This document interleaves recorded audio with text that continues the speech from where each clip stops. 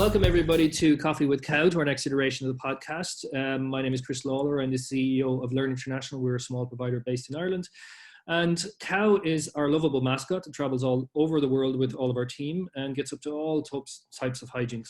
Without further ado, I'd like to introduce this week's guest. We have Jenny Wilkinson from the London Metropolitan University. She is the Director of Student Recruitment and Business Development at London Metropolitan. So thanks very much, Jenny, for being with us. Thanks for having me. It's great to talk to you today. Splendid. So, I gave a very quick introduction there, but do you want to just tell us, what your role is? Tell us a little bit about London Met. And while this podcast isn't a sales tool, we want to just frame who we're speaking to and go from there. London Met is a central London university. We are based at Holloway Road and at Aldgate, just a few stops from King's Cross, for those of you who know London. We're a really diverse institution. We're really supportive of students from all backgrounds. We have around 147 distinct nationalities studying on our campuses.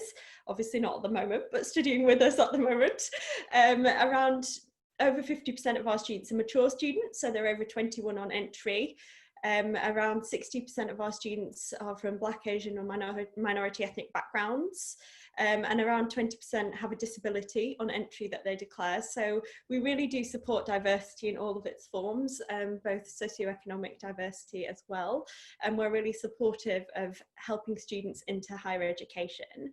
My role covers a broad range of areas. So in the recruitment space, that's domestic recruitment of students, both from the mature and the schools and colleges side of things. I also look after the widening participation team and the outreach team, and these are the staff who go out and work with schools and colleges. They also work with young people from primary age right up to entry to university, helping to broaden their horizons, I suppose, working with them to build attainment as well as aspiration, and really widening access to higher education. I also manage the international recruitment team. So that's our full degree international students who come to do their degrees at London Met. And I manage the study abroad team, which is how I've become involved in this podcast today. So that's both incoming and outgoing mobility, as well as our summer schools. And then the other team that I look after is our inquiries and conversion team. So looking after that piece of the student journey, right from when there's an initial inquiry through our website or at an open day, right through to when students enroll with us. So our piece of the work is very much looking after students from that first kind of port of call, whether that's in primary school when they first meet us, right up until when they arrive, and supporting them with that transition into university education. Wow, that's so many hats right there. I couldn't even figure it all out listening to it, but very diverse, I suppose, sets of responsibilities and roles that you have, and I'd love to kind of dive into a few of those areas as we chat through. But I'm just looking back. You are Miss London University. So I'm looking at King's College, I'm looking at Queen Mary, I'm looking at Roehampton, and now I'm looking at London Metropolitan University. And that doesn't even really go into the fact that you're also, on top of all of those, doing an MBA at the moment in UCL, and your undergrad, was that on University of Nottingham? Oh no, yes, it was it? Yeah. Yes, that's right, yeah. So all over the place. One question that popped up to me, and it's probably diving a little bit into too soon, but how do you find a unique selling point? If you've engaged in kind of marketing and recruitment for so many different universities in London, what's your unique story, and how do you find it when you move from one institution to the other? I think all of the universities in the city, there's a lot of them. There's about 48 different higher education institutions in London, and they are all so very different. Like, I've worked at four very different universities, and there is something really clear and unique about all of them. particularly London Met is such a diverse community, both the staff and the students, and so that was really clear for me, and it's one of the things that attracted me to London Met in the first place. Is it's such a unique place in London, but all of those other institutions have all had something that really sets them apart, and they've all been really exciting places to work because of that difference. So I think it's more about diving into the institution, getting under the skin of who is the institution. For me, I've kind of worked my way up because I've worked really hard, and I tend to throw myself in 100% to everything I'm doing. That's probably how I managed to do so many things at once, quite honestly. But through literally just diving into the institution, talking to the students when you first arrive, talking to staff, the academic staff, as well as the professional services staff, getting to know the institution really helps you figure out that the key things that make the institution what it is, and how to sort of sell it, I suppose, from a marketing perspective. So when you walk around the campus at London Met, you can see the diversity, people talk about it. There's so many different languages being spoken because we have so many different nationalities on campus. There's people from so many different backgrounds. And I think for me, I was a first generation college student. I would never have gone abroad other than by an accident of wandering into a study abroad fair, which I'm sure we'll come on to. And so it was the sort of thing that I'd never thought I'd go to university, and then I did. I was given an opportunity, and working in an institution that kind of provides those opportunities is something that I think is really exciting. But all of the different places, you just have to dive in and understand, how do the students see the institution? That's a really key driver of who the institution is, and that's how you sell the institution to future students, because they're the ones who are having that experience. I love that. How did the students see the institution? At the end of the day, that's the whole reason for being for the institution. And in my head, I'm thinking, right, I'm moving role. And, I've got to look at the the key strategic goals for an institution and those types of things, and I'm really focused on that. But then you're talking about going back to basics and getting out and integrating yourself into the community that is the institution before you start to look at that, because that'll give you a prism through which to look at these things. So I love that idea. Yeah, I don't think you can ever really kind of know a university without knowing your student body and without talking to them, and that's one of the great things about study abroad, I suppose, that so many other recruitment areas, you look after the students before they arrive and you tell them why they want to come, and then when they arrive on campus somebody else looks after them. But with study abroad, it's very much a full service piece across most UK universities, where students will kind of engage with the same staff members both at the point of application right the way through to when they become study abroad alumni, and you see that transformative experience.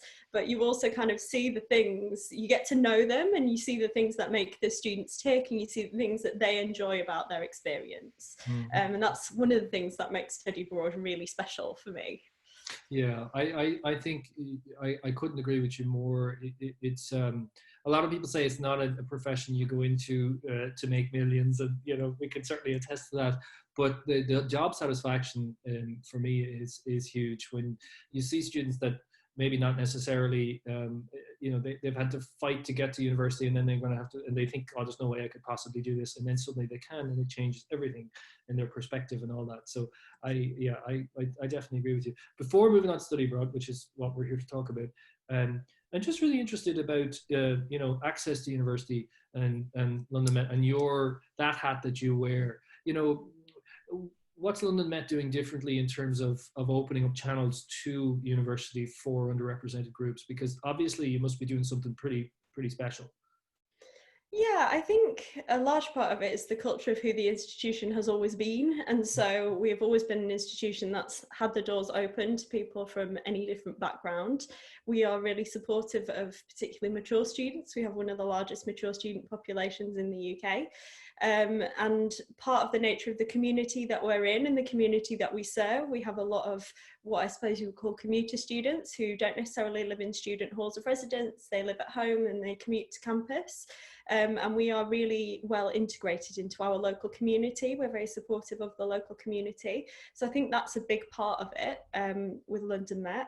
From kind of a WP perspective, as we call it, the widening participation perspective, again, there's been a lot of investment in access and WP activities. The team are fantastic. They're all really passionate about what they do. So we have somebody who's specifically dedicated to supporting mature learners through the application process. We have other staff whose roles are to work with young people in schools, and we're not necessarily working with them to try and get them to come to London Met. We're just working with them to try and build their aspiration and build their attainment as well, so that they believe that they can go to university and it is for them, because university doesn't have to be an elitist thing. It can be for everybody, and you just have to find the right fit. So whereas one institution may be perfect for one student, it's not necessarily going to be right for everybody. And yes, higher education isn't right for everybody, but there quite often is a right fit if they know where to look. So what we're trying to do is build those aspirations, build those goals, and tell students, yes, this can be for you if you want that opportunity. And we're working with students right from sort of really young ages to have that early intervention and build that pipeline, so that by the time they get to age 18, they think, yeah, I can do that if I want to do it. Okay. And what's happening in terms of outbound study abroad? You know, how are you promoting that too? But I would imagine that the profile of a lot of the students that you've spoken to there would not necessarily lend itself so easily, for a whole plethora of reasons, to dropping and heading off for a semester or a shorter or a longer period. Yeah, and that is one of the challenges. So I started at London Met about a year ago now, and it's something that we've talked a lot about and we're starting to plan for now. We're writing a new strategy to support outward student mobility, but it has been a challenge. So we do send very small numbers of students abroad at the minute, and that's something I would like to change, but we're not quite there yet. I would say something that I'm really keen to look into is working out how we can offer more short-term mobilities. A lot of our students are full-time carers, either for their own children or for another family member. And so going abroad for a semester or even for a week might not work for some of them. So it's about, again, speaking to the students about what do they want. We were really lucky that UUKI and they sent somebody in to do some focus groups with students around outward mobility on actually what is it that you want, and they're really supporting us in developing that strategy. And again, it's been put on hold a little bit at the minute because we have slightly more pressing concerns at the current time, but I'm really excited to get back into that project and look at what the students have said they want and would be helpful for them. In some of the areas in the institution, we've already been working on things like virtual classrooms or joint projects with international partners. And I think that's an area that, particularly in the current context, institutions can start to look more at. We've been talking about it, and it's been kind of on the periphery of conversations in the sector for a long time. The number of kind of times I've heard the words virtual mobility at NAFSA and things, but it's never really come to anything in a big way. And I think this is possibly a good opportunity for institutions to start thinking about how can we engage with one another in a virtual opportunity that then could maybe culminate in one institution going to the other at the end of a joint project or something like that, which will help internationalise classrooms without necessarily sending students abroad, and that will make it much more accessible for everybody. Mm-hmm. Yeah, I couldn't agree more. You know, the potential for it is considerable. There's so much of the great unknown at the moment in terms of how does it look at London Met, how does it look at the Sorbonne, how does it look at CQU, you know, because it has to fit into existing systems, and there are so many, I find, new initiatives in third level.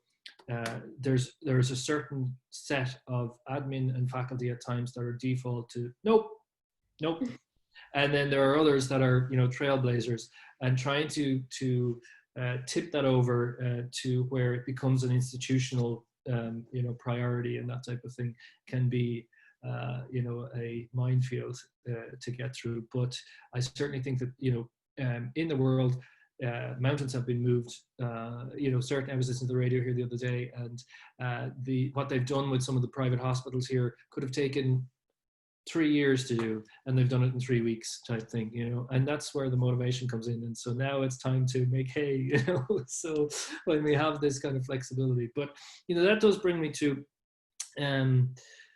let's talk about study abroad first. So where did you study abroad, and how did you become aware of it as an industry, and why are you here?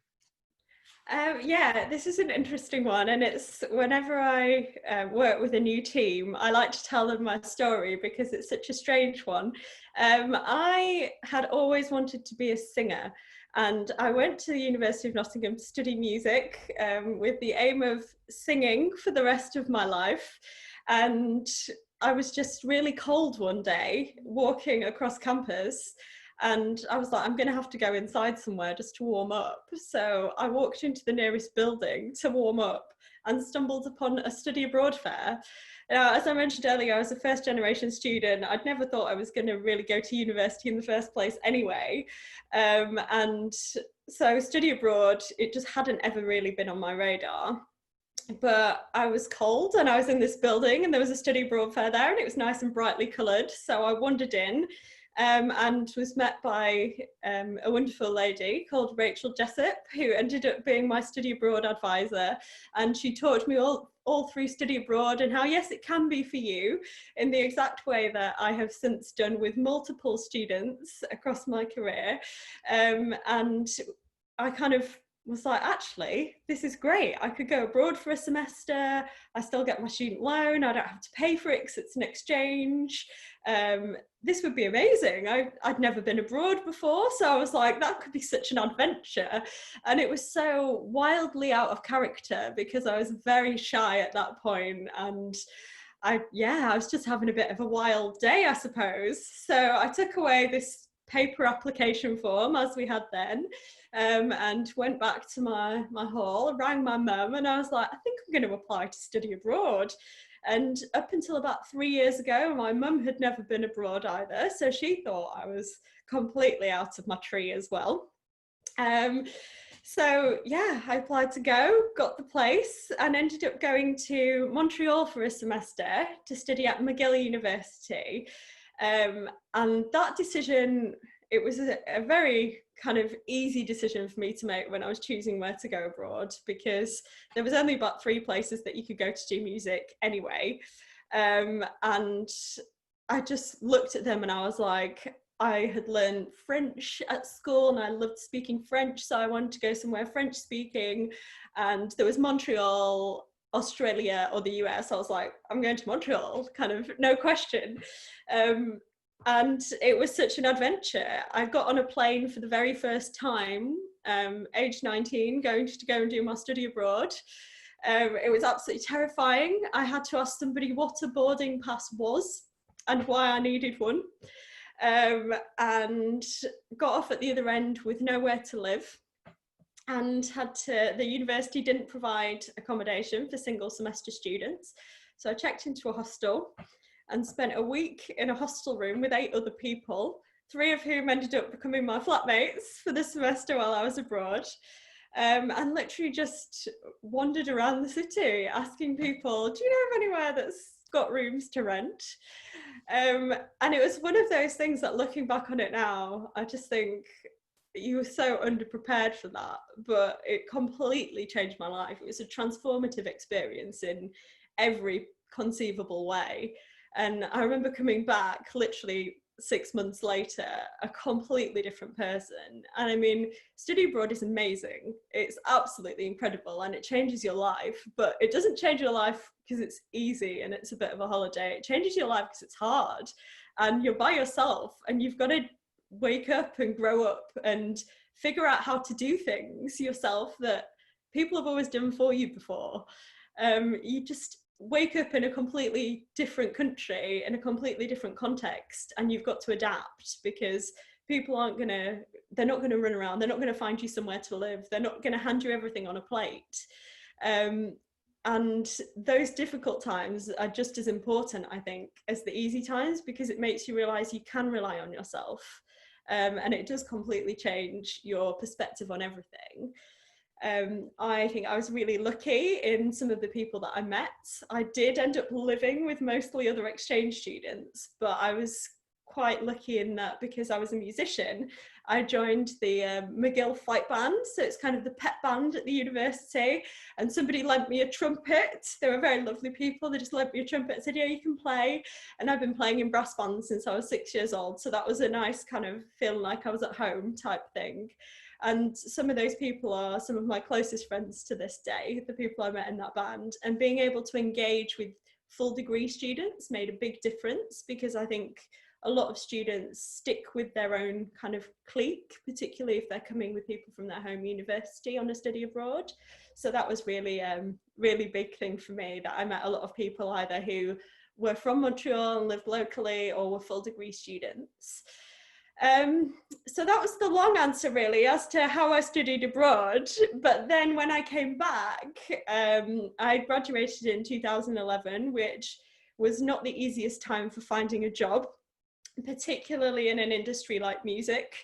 I moved home for a couple of months, but it wasn't really sustainable for my family to have me there. I needed a job. And I was thinking, what did I love about my degree other than singing? And I was like, well, I loved studying abroad. That was amazing. Wouldn't it be great if I could be like that person who told me about my study abroad?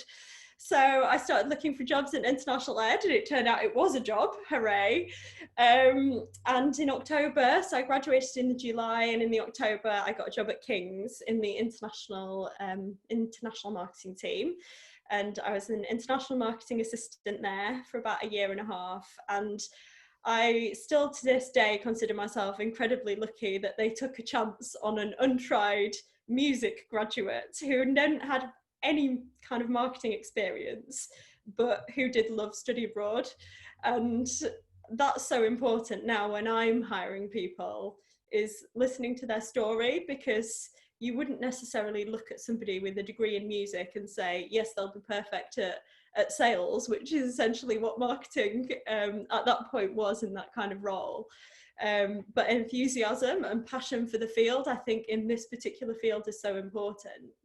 And then since then, I've sort of worked my way up. Like I say, London has so many universities, and so I'd never really thought I'd move to London. I'm from the north of England. I'd always wanted to stay in the north. I'm very proud of being northern. Talk about it every day. So moving to London was a huge step in itself, but being here, there's so many opportunities. So when an opportunity came up to move into study abroad rather than full degree recruitment at Queen Mary, I just kind of jumped at it. And then the same to move to Roehampton and then to London Met. I've kind of followed the opportunities and jumped at them when they've come.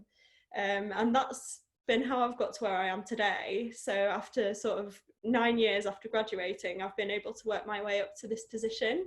And it's something that's been a really exciting journey, I have to say, to work with students across those different types of institution. And use my own experiences to support them.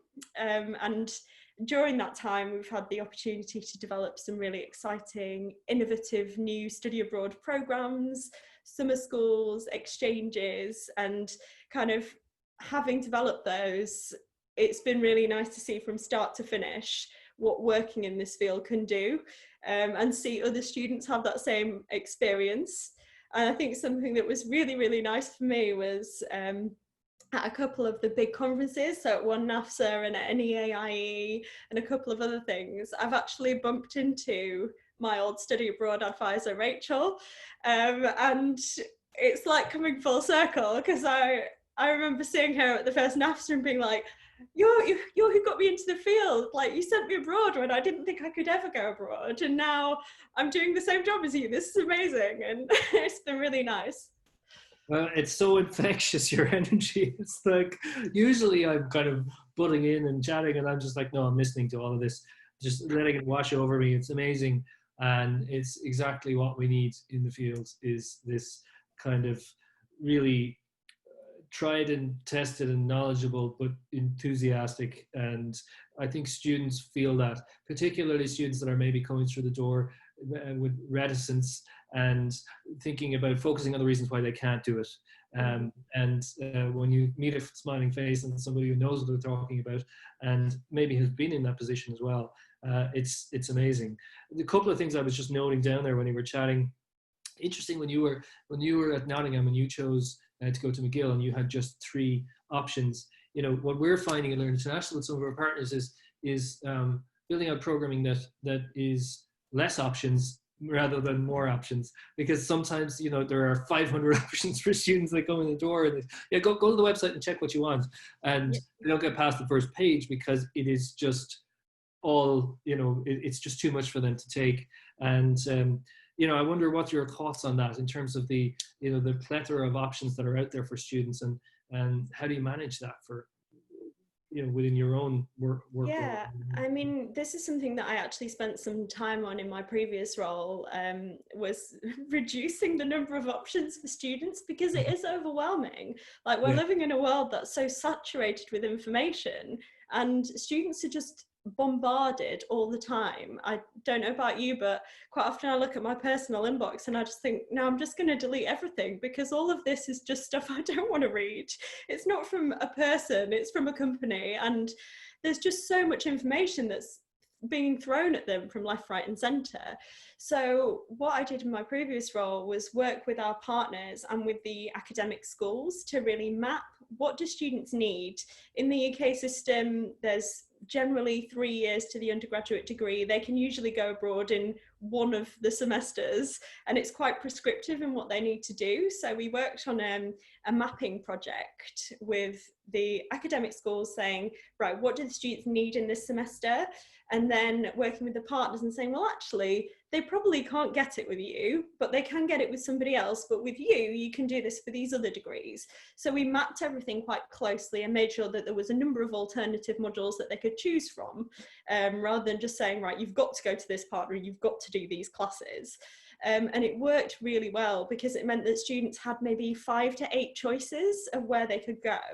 And instead of going, oh, I want to go there because I recognise the name of the city, it made them be a little bit more kind of creative in where they were going, because they weren't just picking somewhere because it sounded like it was in a nice sunny place, or because they'd seen that city on TV. They were picking somewhere that was right for them academically.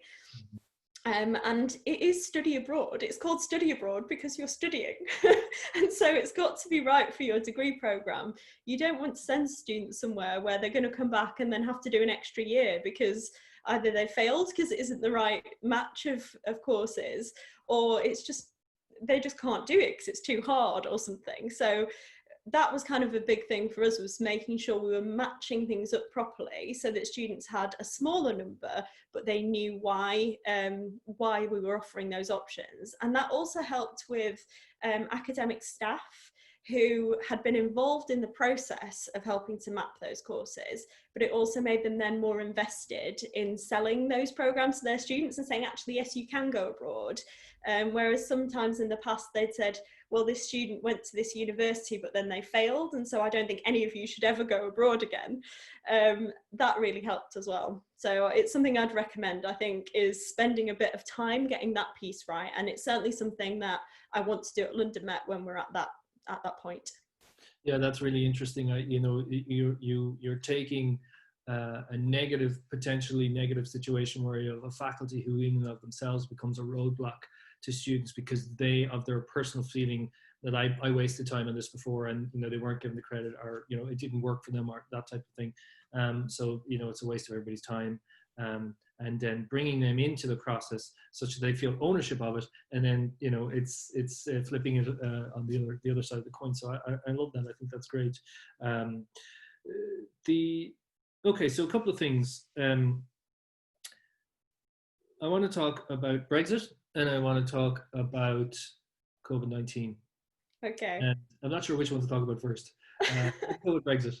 So what's going to happen in terms of international outreach, you know, in the UK in relation to your international network and working internationally on cross-border projects and those types of things when Brexit actually comes into effect? The honest answer is we just don't know. I mean, there's so many unknowns that I think had the current situation that we're in not happened, maybe some of those unknowns would start to be becoming knowns at the moment, but it's still, everything is just up in the air at the minute. One of the biggest things I think that will impact what happens is whether students from the EU still have access to the student loans in the UK. And at the moment, they will do for the coming academic year, but after that, we just don't know. The other thing is whether the tuition fees have to change. And again, that's a regulatory decision that universities can't necessarily make for themselves. So it's whether EU students have to pay the international fee rather than the UK fee. And both of those are things that we just have to wait and see. In terms of the way that we're approaching things, we're continuing to work with our partners in the same way. With regards to Brexit. Certainly for those partners outside of the EU, there were a lot of questions, particularly from US partners at the beginning when all of when the vote went through, saying, how is this going to impact on our study abroad student experience? How is it going to impact on kind of students coming to the UK? And the answer was, it's not really. In terms of the US students, nothing's really going to change. They always needed kind of to get entry clearance to go into the Schengen zone anyway, so it was always a separate process. And for a lot of students from outside the EU, things won't necessarily change that much, and so we are continuing in the same way, working with partners, reassuring them that their students will still have access to the same excellent quality of education that the UK has always provided. In terms of things like Erasmus programme and European exchanges, European recruitment, we're working really closely with our partners just to try and make sure that that we can still work together.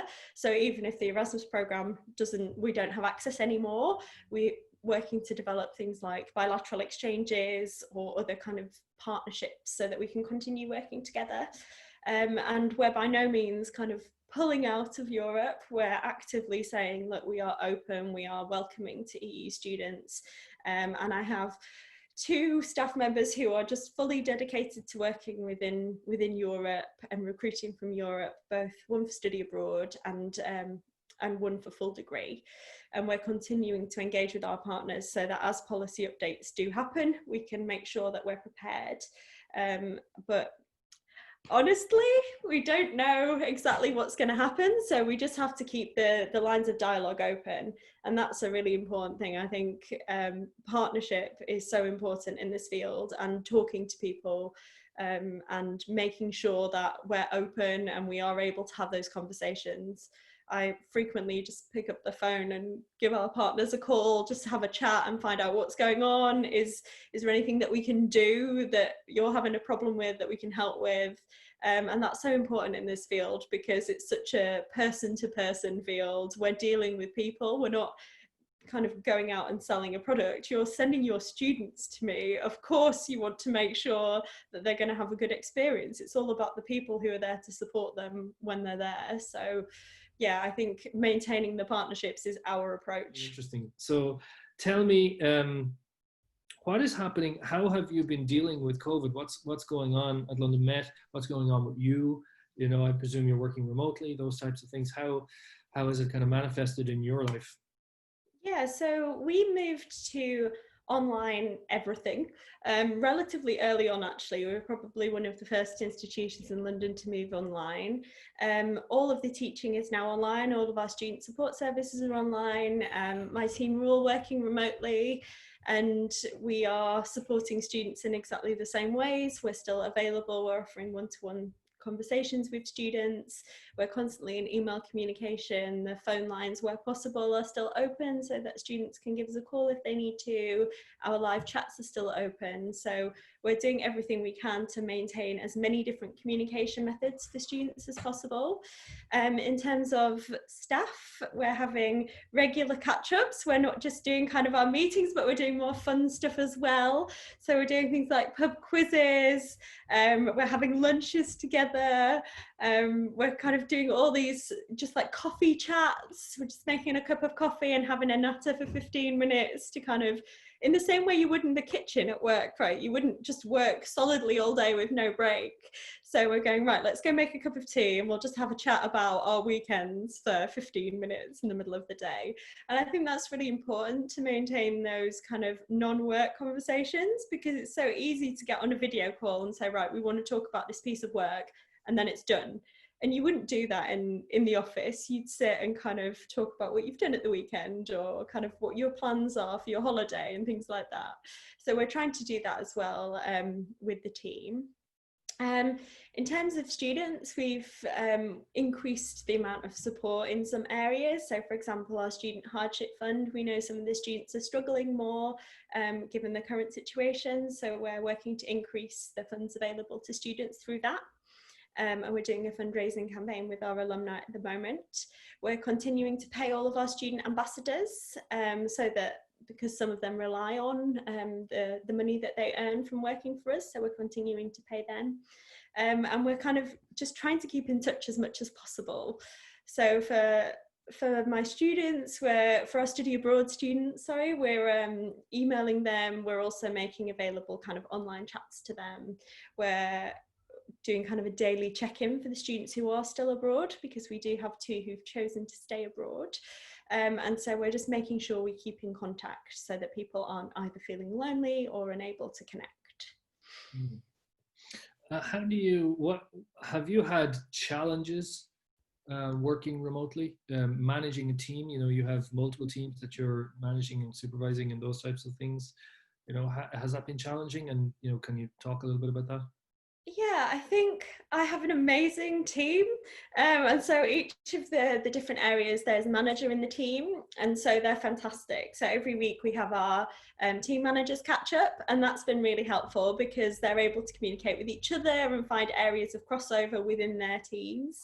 And I think it's been really helpful having such a strong management team underneath me who are able to kind of, they know the detail, but they're also able to understand the strategy and some of the challenges. So I think that's made it easier.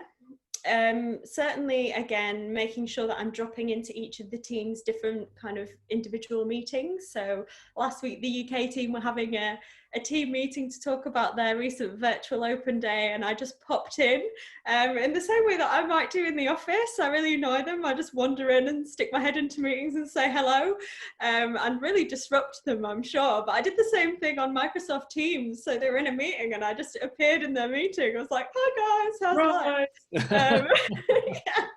And it's just a good way of keeping in touch with them. But there are obviously challenges. I mean, particularly for some staff members who've got children at home as well, and they're trying to juggle everything. So I've been trying to just make sure we're being as flexible as possible for staff members. If they can't do 100% of what they would be doing in the office, that's okay, because this isn't a normal time.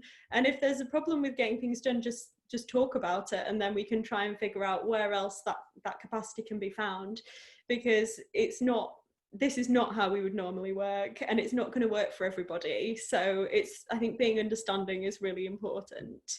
And like I said before, building in that time for something a little bit more casual that isn't just always really serious, because we're watching the news at the minute and it's just constantly, it's nothing good. And then you're kind of going on these work meetings and there's loads to do. It's not like we've got nothing to do. As a sector, we're trying to build in contingency plans. So there's so much to do. So for me, it's been about building things like the social events. We've got a WhatsApp group for the international team because we've got some staff in the US, so that through that they can engage in some of the silly conversations and the cute animal photos that are being sent around and things like that.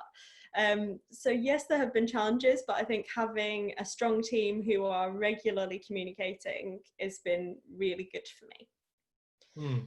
And I would also say, actually, for the international team and the study abroad team in particular, working remotely has been easier because they're so used to being on the road for so many weeks of the year. And so, again, I've found the transition relatively easy because in previous roles, like when I was recruiting for study abroad, I was spending maybe 12, 16 weeks of the year on the road anyway. So I was used to working on a plane from a laptop. And so for me and for those teams, it's probably been less difficult than for the teams that are used to just being in the office all the time. Yeah, that's understandable. You talked a little bit about, as a sector, we're all scrambling for contingency plans. What do you think universities should be looking at now, particularly on international education offices, in terms of that piece? I think speaking to partners is a big thing. So we've talked a lot to our recruitment agents across the world to find out actually what questions are students asking. And the biggest things are, if I can't take my examinations, what are you going to accept? So I think looking at that first, being able to give students clarity around what can we accept if you can't do your qualifications. If I can't get to an IELTS test centre to do my English language exam, what will you accept? That's another thing. So those are kind of two of the big questions that I think are being asked now, and being able to answer those with a bit of certainty is going to be really important. I suppose the next level of questions that are coming through are you going to be online in September or on campus in September? Will the buildings be open? And again, that's something that most institutions probably can't answer right now. We don't know, but being able to say, we don't know, but if we're not open, this is what we're going to do, I think should probably be something that people are prepared for. So knowing what the contingency is in case we can't be on campus in September. And there's been increasing numbers of reports from around the world of institutions planning to deliver online or planning to offer kind of later entry points, so maybe November time. And so I think for us, it's been about what's going to be realistic from a staff perspective, as well as the great student experience, what's going to make things manageable for our staff so that they've got the resource to deliver, particularly academic staff who've done an absolutely sterling job of moving their entire degree programs online within about a week. And I don't know how they've done it. It's just absolutely incredible, kind of that strength of character and that willpower that's just got them to move everything online when they've never maybe delivered online before. And so trying to figure out contingencies that work for both the staff and the students and support well-being of both staff and students is going to be really important. So that's the end of my next question. What's the new normal going to look like? Answer it however you will, but what's the new normal going to look like? So I was thinking about this, and I suppose, again, we don't know definitively what the new normal is going to look like, but I think international education will always have a place, and study abroad will always have a place, and arguably it's going to be more important than ever. How on earth do we kind of solve huge global issues like this unless we're bringing the greatest minds in the world together, which is what higher education does. It provides those opportunities for people to learn and to research and to work together across borders to resolve global issues. And so we need to make sure international education survives. That's definitely for sure within the new normal.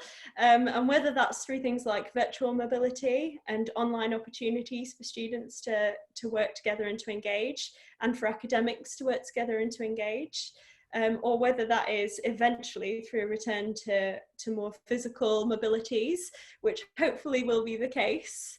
But something that I'm very passionate about is the fact that international education has to survive. We can't start closing borders and saying, no, it's not safe to travel, it's not safe to work together, because we have to work together to solve these major global issues. What are your thoughts on the options out there at the moment in terms of the virtual piece? What are you thinking about doing in your role in relation to that, and is that a conversation that's ongoing? Yeah, so this is something I mentioned earlier. We're developing a new strategy around outward mobility, and I think this will feed into that, trying to develop more opportunities for students either to do virtual mobilities or short-term mobilities allied to something longer term. And certainly for incoming students, I'm already talking to a couple of partners who maybe would normally have sent us students in the autumn, and they just don't know if it's going to go ahead. We don't know for sure if students will be able to come to campus.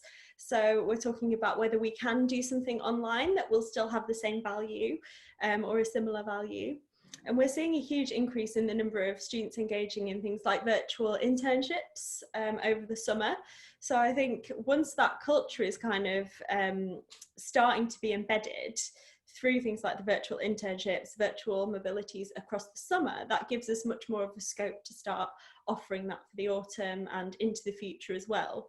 And it's quite an exciting opportunity actually, because it gives us the chance to engage some of those harder to reach communities who maybe don't normally participate in study abroad and in mobility because of whatever barrier they're facing.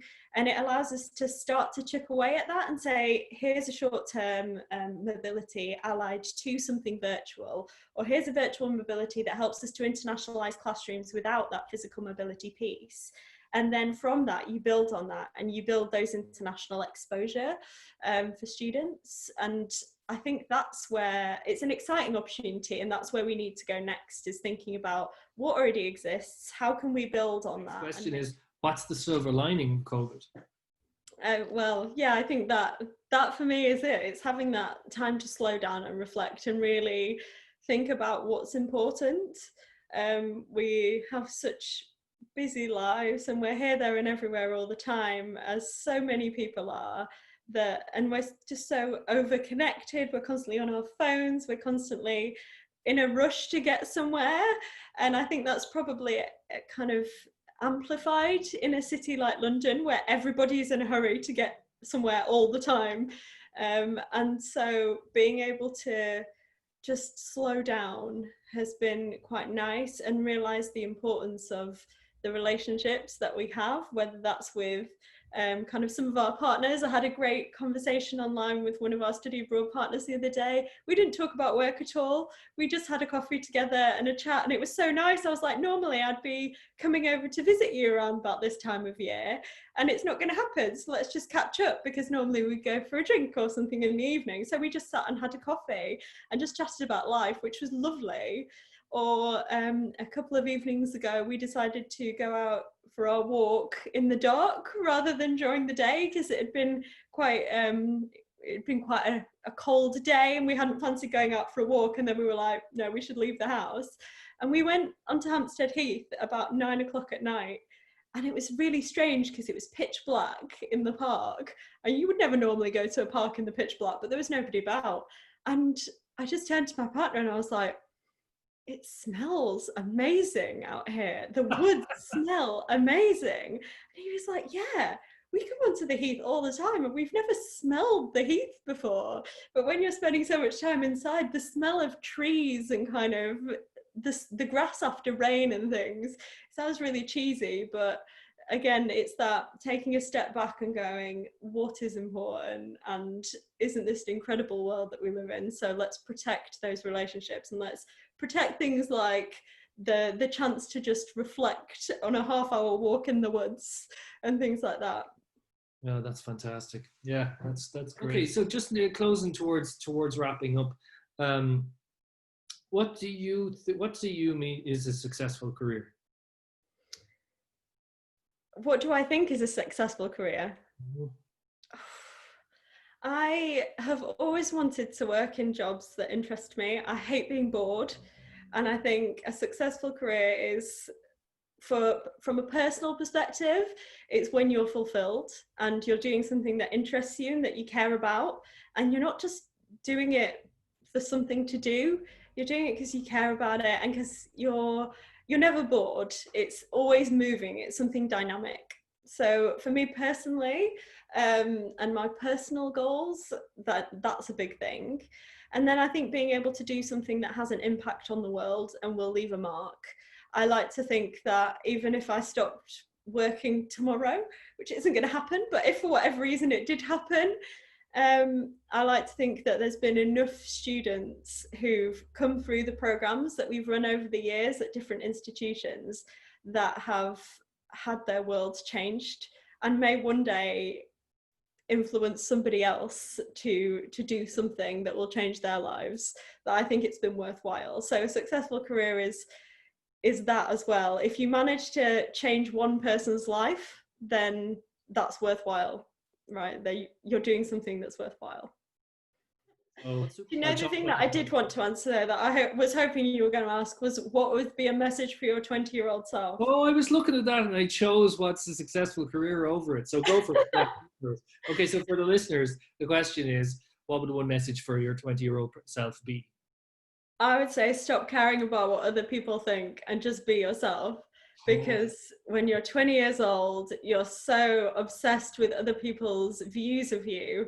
And a couple of months ago, I turned 30, and everyone was like, when you turn 30, your perspective will change. And I sat there and I thought, I don't feel any different. I still feel like I'm acting like about an 8-year-old, but now I don't care what people think of me anymore, and it's awesome.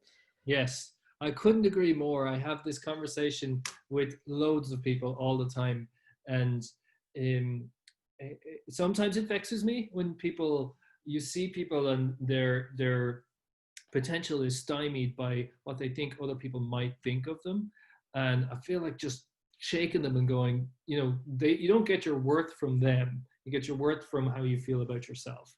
And at the end of the day, when you go to bed and you're sleeping, you know whether you're a good person or whether you've given 110% where you haven't.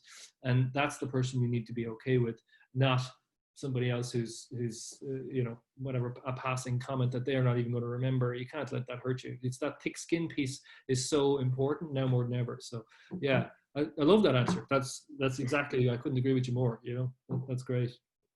So yeah, that's brilliant. Well, look, thank you so much for your time. Thanks for such an engaging chat. I mean, you have so much to say. I think like any one of those questions, we could have just put a podcast for each of them. But it's been really great chatting. And I hope that we can follow up in a few months and see how things are going and, see what actually new normal looks like and chat about that at that stage. But for now, Jenny Wilkinson, the Director of Student Recruitment and Business Development at London Metropolitan University, thank you so much for that. For our listeners, thank you also for sticking with us and for listening. Tune in again next week when we're speaking to somebody else from international education someplace else and discussing what they think the new normal is going to look like and what the pressures of today, how they're manifesting in their own professional and personal lives. So until then, stay safe, stay home, and be kind.